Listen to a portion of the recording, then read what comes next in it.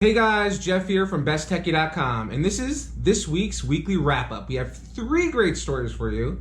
One about YouTube, one about an app called Anchor, which I love, and one about Apple. So let's jump right in, shall we?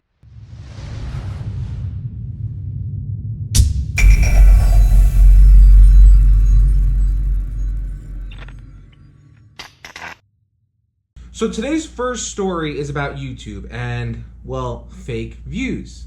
You know, you've probably heard the term fake news, but have you heard the term fake views? Believe it or not, YouTube seems to have a fake view problem, at least according to a new article by the New York Times, in which they did a lot of research and they spent time talking to various people. And basically what they found out is that while it's actually against YouTube's terms of service to inflate your view count artificially with fake views, it's a booming business. And there are hundreds of sites out on the web, if you do a quick Google search, that'll allow you to purchase for pennies per view. 500 views, 5,000 views, 5 million views. All these services are out there and you can purchase them. And even though it's not against YouTube's terms of service, also there's even Google ads. People are paying Google to place for these types of searches. So, how big a business is it? Well, it's actually bigger than you might think. So there's a guy, his name's Martin. He runs a site called 500views.com. And according to the New York Times article, he is making, at least when they spoke with him, as of the numbers he provided, $30,000 a month, per month, selling fake views. It's a lot of money for a fake product. Not even a product. It's like a fake. It's not even a fake service. Just like a fake thing. It's like poof, you know. But he's not alone. There are a ton of other businesses out there that do that as well. So anyway, what they found is that, as you would expect, these fake views they surge, they spike, and then basically they just tail off once all of them have kind of came and gone, and your video is left with whatever amount of views you got organically plus whatever you paid for.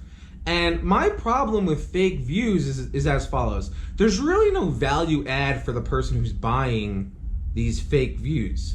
So, because if you're looking to sell something, bots are likely what are placing these views, not real people. And even if they were real people, they don't care about what you're selling.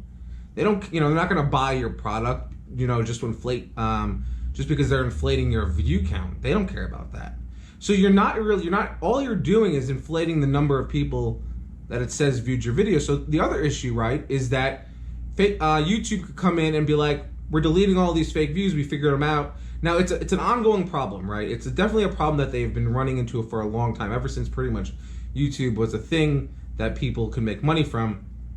And really, there's really no, again, I don't see the value. The only potential value that I see in terms of buying fake views is that if you bump up your video high enough, you can then the rewards of maybe ranking better in Google itself for your video content, or even kind of tricking YouTube's algorithm in terms of how things rank. I haven't purchased fake views on YouTube at all. I'd be curious to test it out, just to maybe on like a separate account, just to see like how it works, and also to kind of report back to you guys in terms of my findings. I'm going to put up some of these interesting stats from the New York Times article, basically showing the retention of people of these views, as well as some other interesting details, whether they lost views, whether they were some of the views were removed and things like that. It's very, very interesting to see how they charted it. Anyway, I'm curious to know what you think. If you're a YouTuber, small YouTuber, big, medium YouTuber, big YouTuber, do you buy views? If so, why? Let me know in the comments down below.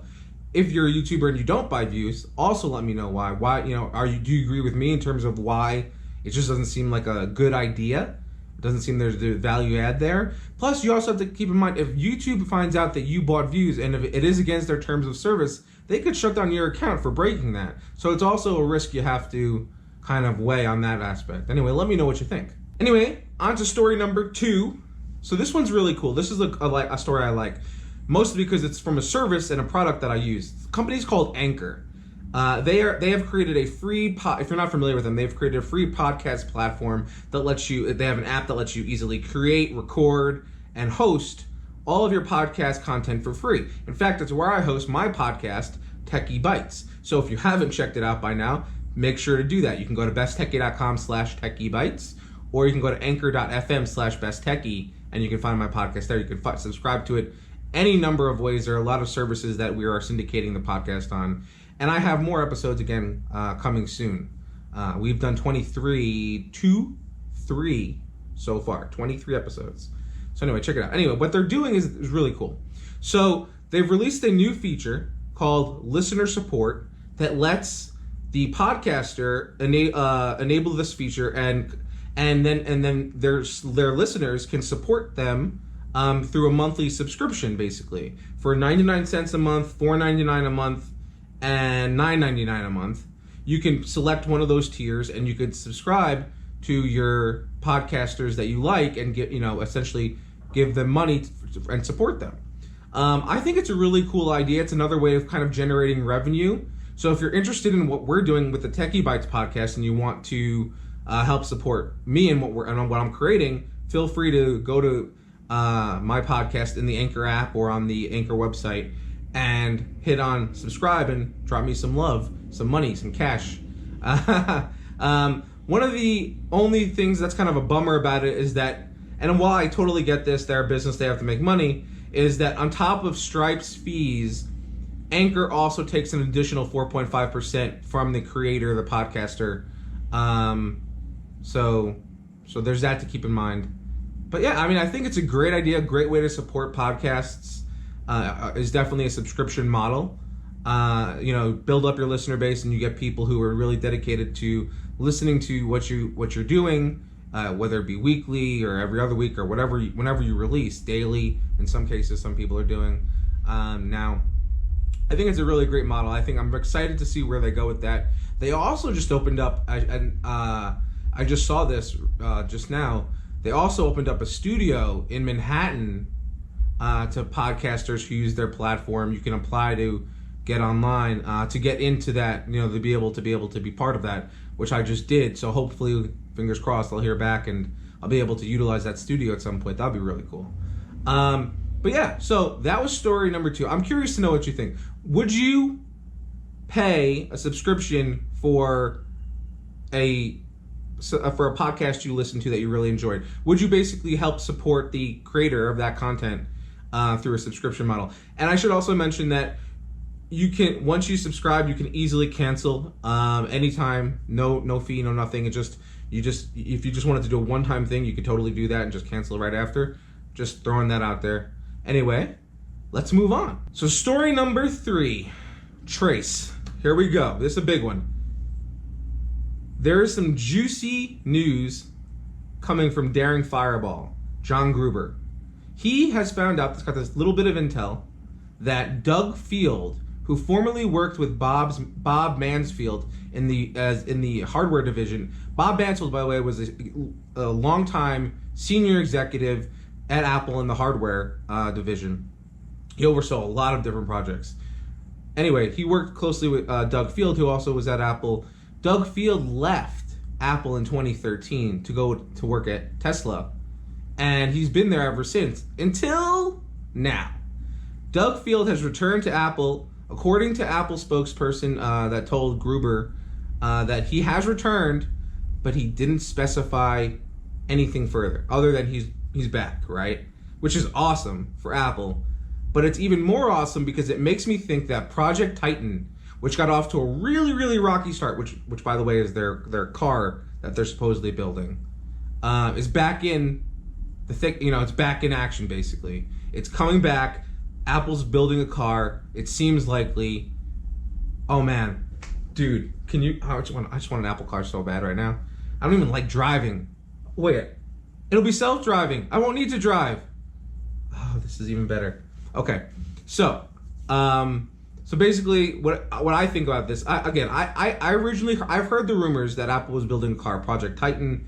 Again, Mansfield is overseeing all of that.